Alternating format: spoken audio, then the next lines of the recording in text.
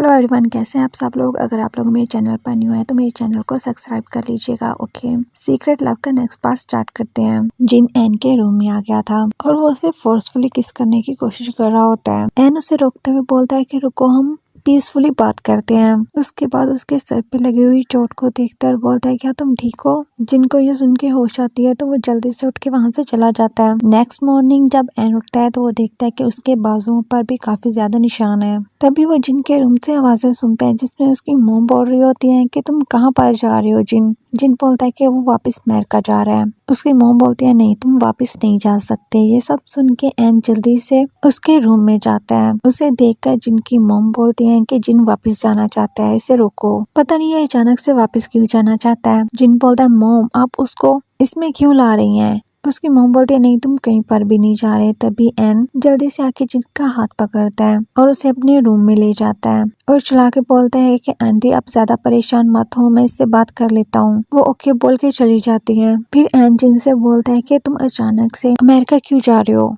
मैं भी वैसा ही हूँ जैसा तुम हो। क्या तुम्हें मुझे देखना बिल्कुल भी पसंद नहीं है। जिन बोलता है नहीं, ऐसी बात नहीं है, मुझे बस यहाँ पे नहीं रहना। जिन बोलता है लेकिन आंटी और अंकल को तुम्हारी जरूरत है। अगर ये कंपनी के बारे में है तो हम लोग बात कर सकते हैं। जिन बोलता है कि मुझे कंपनी की बिल्कुल भी परवाह नहीं है।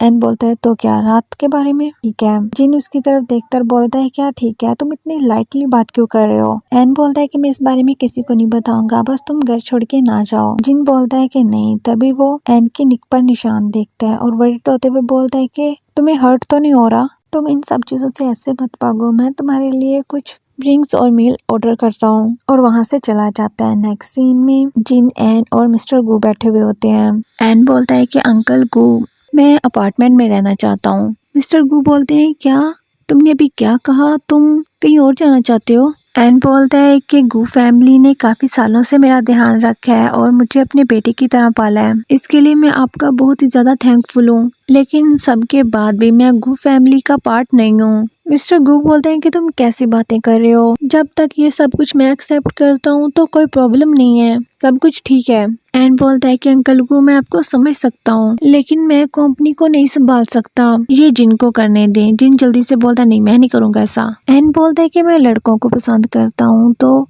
इसकी वजह से फ्यूचर में कंपनी को प्रॉब्लम हो सकती है, इसलिए मैं इस पोजीशन के लिए सूटेबल नहीं हूँ। जिन बोलने लगता है डैड मैं भी। उसके डैड उसे चुप रहने के लिए बोलते हैं। मिस्टर गू बोलते हैं चाइल्ड, ये ठीक है, मैं मीडिया को इंस्ट्रक्ट कर दूंगा कि वो फेक न्यूज को पब्लिक ना करें। एन बोलते है क्या, आपने क्या कहा अंकल गू, मुझे समझ नहीं आई। जिन आपका बायोलॉजिकली सन है, ये सिर्फ उसी के लिए राइट है कि वो पूरी कंपनी को संभाले।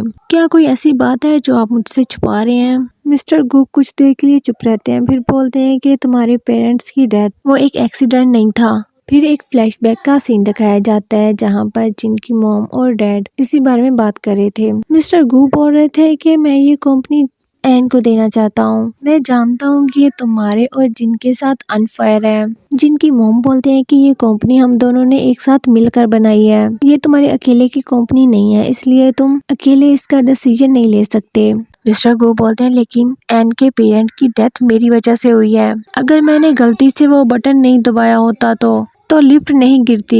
जिनकी मॉम बोलते हैं कि वो सिर्फ एक एक्सीडेंट था। उनकी ये सारी बातें जिन सुन लेता है। जिनकी मॉम बोलते हैं कि हम काफी सालों से एन की टेक केयर कर रहे हैं और आपने जो कुछ भी कहा, मैंने आपको कभी किसी चीज के लिए मना नहीं किया। अगर आप ऐसा ही चाहते हैं तो वो कंपनी में बाद में भी तो आ सकते हैं ना, वो मैनेजमेंट को संभाल लेगा। आप उसके लिए गिल्टी फील कर रहे हैं लेकिन इससे क्या फर्क पड़ता है, पूरी कंपनी उसको मत दें, आप ऐसा नहीं कर सकते, ये जिनके साथ बिल्कुल भी फेयर नहीं है। मिस्टर गू बोलते हैं कि तुम इस बारे में फिक्र मत करो, मैंने पहले ही सब कुछ सोच लिया है। जिनकी मॉम बोलते हैं कि वो आपका इकलौता बेटा है, एन आपके चाहे जितना भी क्लोज हो, वो है तो अडोप्टेड ही ना। जिन ये सब कुछ सुन के वापस जाने लगता है तो सामने एन खड़ा होता है, जिसे देखकर वो थोड़ा सा डर जाता है। नेक्स्ट प्रेजेंट का सीन दिखाया जाता है जहाँ पर मिस्टर गू बोलते हैं कि अगर मैंने गलती से उस बटन को नहीं दबाया होता तो ये सब नहीं होता। आई एम सॉरी, लेकिन तुम जो चाहो मैं तुम्हें दे सकता हूँ। अपने अंकल को अपनी टेक केयर करने के लिए एक और चांस दे दो। एन के ये सब कुछ देखकर तबीयत काफी ज्यादा खराब हो जाती है। वो उठ के जाने लगता है लेकिन वो नीचे गिरने वाला होता है। जिन उसे पकड़ के वापस बैठा देता है। एन बोलता है कि मैं यहाँ से जाना चाहता हूँ। अंकल बोलते हैं कि तुम ऐसा मत करो, तुम्हें जो कुछ भी चाहिए, कंपनी, पैसे, मैं तुम्हें दूंगा, बस इस फैमिली को छोड़ के मत जाओ। बाद में मैं तुम्हारे पेरेंट्स को फेस कैसे करूंगा। मैं तुम्हारे लिए एक होम ढूंढ दूंगा और इसके डॉक्यूमेंट्स भी तुम्हें दे दूंगा। लेकिन फिर भी एन बोलता है कि मैं जो कुछ भी मांगू। मिस्टर गू बोलते हैं हाँ, तुम इस बात पे अच्छे से सोच लो और तुम्हें जो भी चाहिए मैं तुम्हें दूंगा। अगर कंपनी को एक साइड पर कर भी दिया जाए तो तुम बाकी चीजों से मना नहीं कर सकते। मैं तुम्हें कुछ भी दे सकता हूँ। एन थोड़ी देर सोचता है। वो काफी ज्यादा स्ट्रेस में होता है तो बोलता है कि मुझे जिन चाहिए। नेक्स्ट 3 मंथ के बाद का सीन दिखाया जाता है जहाँ पर वो दोनों ही एक रूम में सोए होते हैं। जिन नीचे कोच पे सो रहा होता है और उन सभी चीजों के बारे में सोच रहा होता है। उसी फ्लैशबैक का सीन दिखाया जाता है। अंकल जी सुनकर स्माइल करते हैं और बोलते हैं कि तुम्हें अपनी टेक केयर के लिए जिन चाहिए, ओके। वो जिन से पूछते हैं कि तुम क्या चाहते हो। जिन बोलता है कि उसे कोई भी प्रॉब्लम नहीं है। उस दिन के बाद जिन हर टाइम उसके साथ रहता है और अच्छे से उसकी टेक केयर करता है। जिनको बुलाता है तो वो उठ के उसके पास आ जाता है। एन बोलता है कि अब तुम्हें वापस चले जाना चाहिए। उस दिन तो मैं बस गुस्सा था इसलिए मैंने वो सब कुछ बोल दिया। मैंने सच में इस बारे में ज्यादा नहीं सोचा था कि ये सब कुछ होगा। तुम मेरी केयर करो, अब मुझे इसकी जरूरत नहीं है। तुम वापस चले जाओ और अंकल गू की मनी मुझे तब तक चाहिए जब तक मैं ग्रेजुएट नहीं हो जाता। जिन बोलता है क्या सच में तुम हमारी फैमिली से अलग होना चाहते हो। उसे काफी ज्यादा गुस्सा आ रहा होता है। जिन बोलता है ग्रेजुएशन के बाद तुम बाहर जाओगे और सारे काम खुद करोगे। डैड सच में तुम्हें कंपनी देना चाहते हैं तो तुम ले क्यों नहीं लेते। तुम्हें हमसे बदला लेना चाहिए। एन बोलता है कि मेरा फैमिली से अलग हो जाने से क्या होगा, मुझे गू फैमिली के फेवर्स को एक्सेप्ट करना पड़ेगा। मैं अंकल गू से नफरत नहीं करना चाहता और मैं तुमसे भी नफरत नहीं करना चाहता और अब मैं तुम्हारे साथ भी नहीं रहना चाहता और ज्यादा। जिन उसके ऊपर आ जाता है और बोलता है तुम्हें हमसे रिवेंज लेना चाहिए और मुझसे नफरत भी करनी चाहिए। तुम्हें गू फैमिली से सब कुछ ले लेना चाहिए। तुम्हें यहाँ पर रखने का सिर्फ ये एक ही ऑप्शन है। एन बोलता है कि तुम ये सब क्या कह रहे हो। जिन रोने लगता है और बोलता है प्लीज मुझे छोड़ के मत जाना। एन बोलता है कि तुम ये सब क्या कह रहे हो। जिन बोलता है आई लाइक यू। एन को यकीन नहीं आता तो वो बोलता है दोबारा से कहना तुमने क्या कहा। जिन बोलता है एन आई लाइक यू,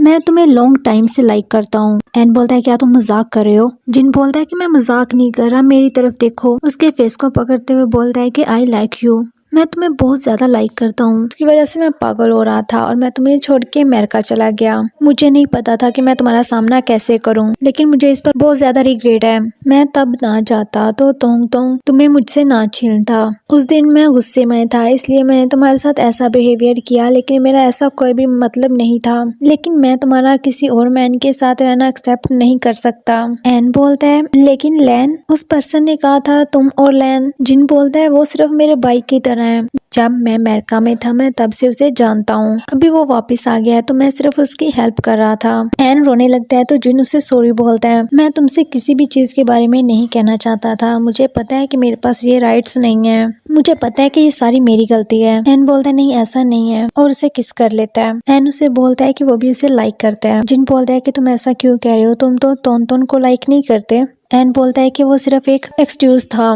जिन बोलता है कि मेरी आंखों में देख के दोबारा से कहो। एन फिर से उसे बोलता है कि आई लाइक यू और जिन उसे किस करता है। नेक्स्ट मॉर्निंग एन सोया होता है लेकिन जिन उसे देख रहा होता है। एन थोड़ी देर बाद उठ जाता है और बोलता है कि तुम कब उठे। जिन बोलता है कि कुछ टाइम पहले ही। एन बोलता है तुमने मुझे क्यों नहीं उठाया। जिन बोलता है क्योंकि मैं तुम्हें और ज्यादा देखना चाहता था। मैं नहीं चाहता कि तुम जागो, तुम बहुत ज्यादा क्यूट हो। अगर ये ड्रीम है तो मैं अपनी पूरी लाइफ ऐसे ही सोना चाहता हूँ। और एन को किस करता है। एन बोलता है मैं भी। बाद में कहता है कि जल्दी से शावर ले लो, हम लोग लेट हो जाएंगे। जिन बोलता है कि थोड़ी देर लेट जाने से कुछ नहीं होगा और वापस से उसके ऊपर आ जाता है। नेक्स्ट कॉलेज का सीन दिखाया जाता है। जिन उसके लिए खाना लेकर आता है और उसे बोलता है क्या तुम मीट खाओगे। एन डिश को देखते हुए बोलता है कि तुम्हें कैसे पता चला कि ये सब कुछ मेरा फेवरेट है।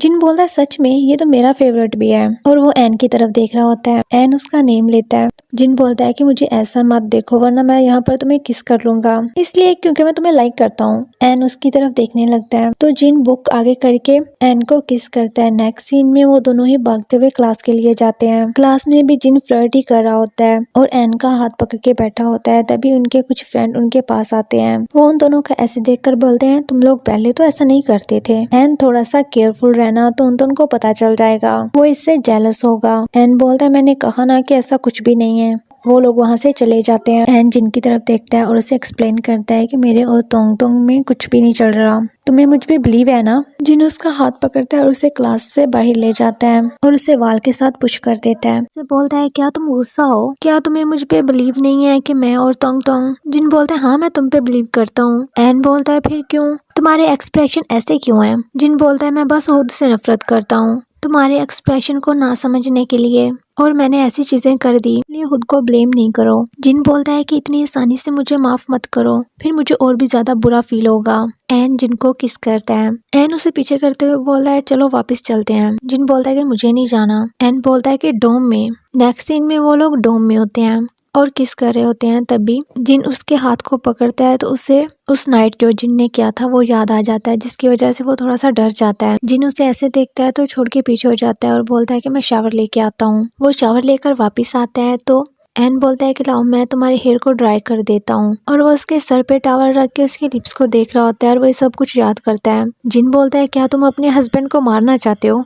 एन टावल को पीछे करता है और उसे सॉरी बोलता है। जिन उसे अपने लैप पे बिठा लेता है और दोबारा से किस करता है और वापस से उसके हाथों को वैसे ही पकड़ता है तो एन फिर से डर जाता है। जिन पीछे हो जाता है और बोलता है कि जाके पहले तुम शावर ले लो। एन बोलता है लेकिन जिन बोलता है कि मैं वेट कर लूंगा, जाओ जाके शावर ले लो। एन चला जाता है। नेक्स्ट सीन में जिन रेडी हो रहा होता है और एन उसके पास ही बैठा होता है। जिन उससे बोलता है कि उसे वापस जाने की जरूरत नहीं है। एन बोलता है लेकिन अंकल की बर्थडे है, मैं वापस नहीं जाऊंगा, लोग गॉसिप करेंगे, अंकल गोभी से सैड हो जाएंगे। जिन उसके पास आता है और बोलता है कि मुझे टेक्स्ट करना और कोई भी ओवर थिंकिंग नहीं करना, मैं और मेरे फादर तुम्हारी काफी ज्यादा केयर करते हैं और हम नहीं चाहते कि तुम सैड रहो। एन बोलता है कि मुझे बस कुछ टाइम चाहिए। जिन बोलता है ओके मैं समझ सकता हूँ और उसे हक करता है और पीछे हटते हुए बोलता है कि अगर तुम आना चाहो तो मुझे टेक्स्ट कर देना, और फिर से उसे हक करता है। नेक्स्ट सीन में एन रेडी हो रहा होता है, तभी डोर पर कोई आता है तो वो जाके डोर ओपन करता है तो उसके अंकल होते हैं। वो डोम को देखते हुए बोलते हैं काफी अच्छी जगह है और खुद ही अंदर आ जाते हैं। एन बोलता है आप यहाँ पर क्या कर रहे हैं, क्या आपका फोन करना काफी नहीं था। उसके अंकल बोलते हैं क्या तुम बर्थडे पार्टी में जा रहे हो, क्या वो तुम्हें कंपनी देने के लिए अनाउंसमेंट करने वाला है। एन बोलता है कि मैं आपको कई बार बता चुका हूँ कि मैं कंपनी को एक्सेप्ट नहीं करूंगा, आप ये सब करना छोड़ दें। उसके अंकल बोलते हैं कि अब तुम बड़े हो गए हो, इसलिए मुझे तुम्हें सच्चाई बतानी ही होगी, वो गो ही था जिसकी वजह से लिफ्ट गिरी, ये तुम्हें पता है, लेकिन उन लोगों में और भी काफी ज्यादा चीजें थी जिसने तुम्हारी फैमिली को नुकसान पहुंचाया और क्यू फैमिली का बिजनेस ले लिया, वो मिस्टर गु हैं। ये सब कुछ सुन के एन काफी ज्यादा शॉक्ड होता है। ओके ये पार्ट मैं यहीं पे एंड कर रही हूँ। आई होप आप लोगों को ये पसंद आए। Okay bye bye.